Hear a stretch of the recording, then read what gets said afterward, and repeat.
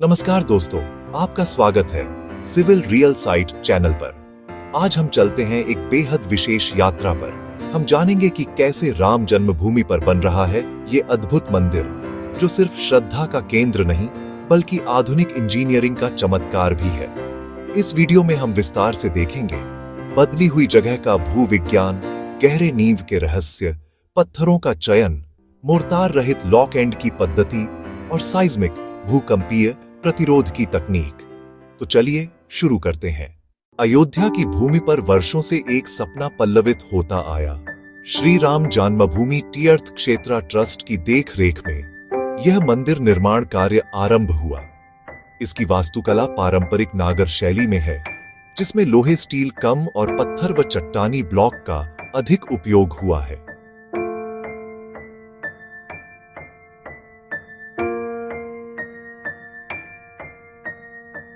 आइए जानते हैं इंजीनियरिंग की सभी चुनौतियां, भूविज्ञान, सामग्री चयन और संरचनात्मक डिजाइन। सबसे पहला कदम था भूमि की तैयारी।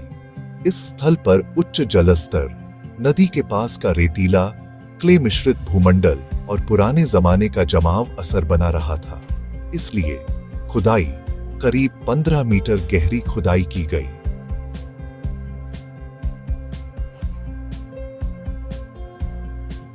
इंजीनियर्ड मृदा खुदाई के बाद ऊपर से विशेष रूप से तैयार की गई मृदा इंजीनियर्ड सॉइल 27 से अधिक परतों में डाली गई, जिससे भूमंडल को पत्थर जैसी कड़ी सतह में बदला गया। Rolled compacted concrete RCC base raft 14 metre से अधिक मोटाई वाले इस बेस पर 1.5 मीटर मोटी कंक्रीट राफ्ट बनी है, जिसमें लोहे स्टील का प्रयोग नहीं हुआ। ग्रेनाइट प्लिंथ 6.3 मीटर मोटी ठोस ग्रेनाइट की प्लिंथ रखी गई ताकि नमी और भूस्खलन का सामना हो सके। इस तरह नींव सिस्टम ऐसा तैयार हुआ कि यह भूकंप 6.5 मैग्नीट्यूड तक सहने के लिए डिजाइन किया गया। वीडियो में आप देख सकते हैं कैसे खुदाई से लेकर बेस कॉम्पैक्शन, कंक्रीट बिछाने तक आधुनिक तकनीक का इस्तेमाल हुआ। मंदिर की बाहरी संरचना मुख्यतः पिंक सैंडस्टोन राजस्थान बंसी पहाड़पुर से और अंदर सैंक्टम गर्भगृह में सफेद मक्कारना मार्बल से बनी है। यहां कुछ खास बिंदु। सैंडस्टोन ब्लॉक्स लगभग 4.7 lakh cubic feet pink sandstone का उपयोग हुआ। ग्रेनाइट स्टोन लगभग 133 lakh cubic feet granite plinth के लिए। संरचना में लोहे स्टील का प्रयोग नहीं किया गया है, क्योंकि इस तरह की सामग्री की आयु 80-90 वर्ष मानी जाती थी। पत्थर और ब्लॉक्स को एक दूसरे से जोड़ने के लिए सीमेंट या मर्टार की बजाय लॉक एंड की जॉइंटिंग पद्धति अपनाई गई, जहां ब्लॉक में खांचे एवं उभार होते हैं और उनसे फिट होकर एक ठोस इकाई बनती है। मंदिर में कुल 3 तल होंगे। ग्राउंड पहला, दूसरा।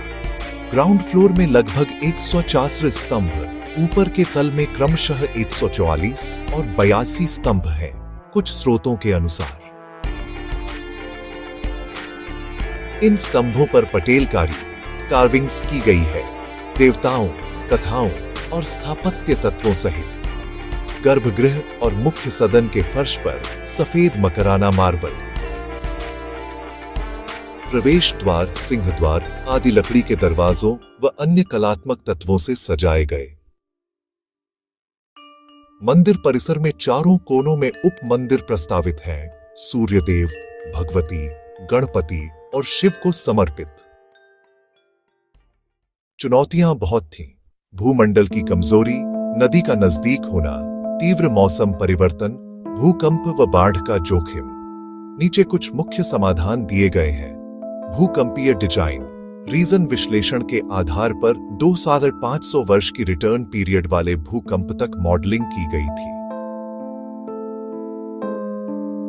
कम तापमान पर कंक्रीट डालना, स्व कंपैक्टिंग कंक्रीट को रात में और 18 डिग्री सेल्सियस नीचे तापमान पर डालने का प्रावधान रखा गया ताकि क्रैकिंग कम हो।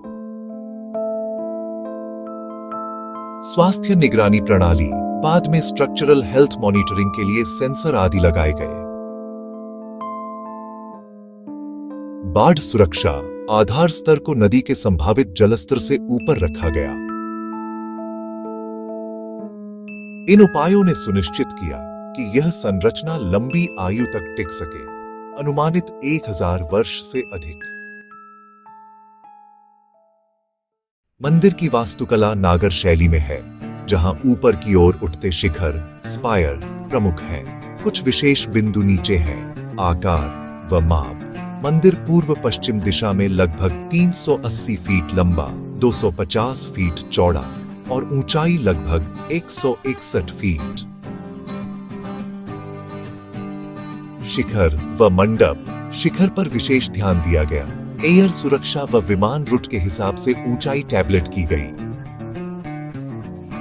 सूर्य तिलक मैकेनिज्म। एक लेंस मिरर व्यवस्था ऐसी है कि दिवाली व रामनवमी के समय दोपट लाइट सीधे भगवान श्री राम की मूर्ति पर पड़ती है। हरित परिसर व पर्यावरण। लगभग 70% क्षेत्र हरित रखा गया है। जल संचयन व पर्यावरण अनुकूल व्यवस्था भी शामिल। इन डिजाइन पहलुओं ने इसे सिर्फ धार्मिक नहीं बल्कि पर्यटकीय एवं इंजीनियरिंग पर्यटन स्थल भी बना दिया है। निर्माण की प्रक्रिया को हाईलाइट करने योग्य है। आधार मूल शिलान्यास अगस्त 2020 में हुआ।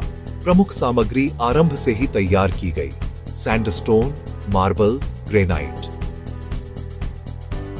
निर्माण में शामिल कंपनियां लार्सन एंड टूब्रो निर्माण प्रमुख, टाटा कंसल्टिंग इंजीनियर्स संरचनात्मक डिजाइन। 2024 से 25 तक पहला चरण प्रायः पूरा हो गया है और संपूर्ण परिसर का लक्ष्य 2025-26 में पूरा करने का है। इन सब से स्पष्ट है, सिर्फ आस्था नहीं बल्कि बेहतर प्रबंधन, मानव संसाधन एवं तकनीक का मिश्रण इस निर्माण को संभव बनाया। मंदिर निर्माण में निम्न तकनीकी नवाचार शामिल थे। BIM बिल्डिंग इंफॉर्मेशन मॉडलिंग का उपयोग परियोजना समन्वय के लिए, 3D मॉडलिंग व सिमुलेशन के द्वारा संरचना की क्षमताओं की जांच, टाइम लैप्स कैमरों द्वारा संपूर्ण निर्माण प्रक्रिया रिकॉर्ड की गई, हेडवियर, ड्रोन आदि से। पर्यावरण अनुकूल निर्माण जैसे कि mixed material, fly ash, recycled सामग्री की उपयोगिता। इन पहलुओं ने सुनिश्चित किया कि यह मंदिर सिर्फ आज का निर्माण न हो बल्कि आने वाले शताब्दियों तक जीवंत रहे। यह मंदिर न सिर्फ आस्था का केंद्र है बल्कि आर्किटेक्चरल टूरिज्म के लिए भी स्वीकार्य बनेगा। परिसर में बुजुर्गों व डिफरेंटली एबल्ड के लिए लिफ्ट रैंप व्यवस्था है। आसपास की 70% भूमि को हरित रखा गया है और श्रद्धालुओं के लिए सुविधाएं बनाई जा रही है। इंजीनियरिंग स्टूडेंट्स व संरचनात्मक विश्लेषक इस मंदिर को लंबे समय तक अध्ययन विषय मान रहे हैं। तो दोस्तों, हमने देखा कैसे तकनीक, श्रद्धा और संस्कृति एक साथ मिलकर बने राम जन्मभूमि का अद्भुत मंदिर। यदि आपको इस वीडियो से कुछ नया जानने को मिला हो तो लाइक करें, शेयर करें और हमारे चैनल सिविल रियल साइट को सब्सक्राइब करना न भूलें। आप नीचे कमेंट में लिख सकते हैं किस इंजीनियरिंग पहलू ने आपको सबसे अधिक प्रभावित किया। मिलते हैं अगले वीडियो में। तब तक के लिए जय श्री राम।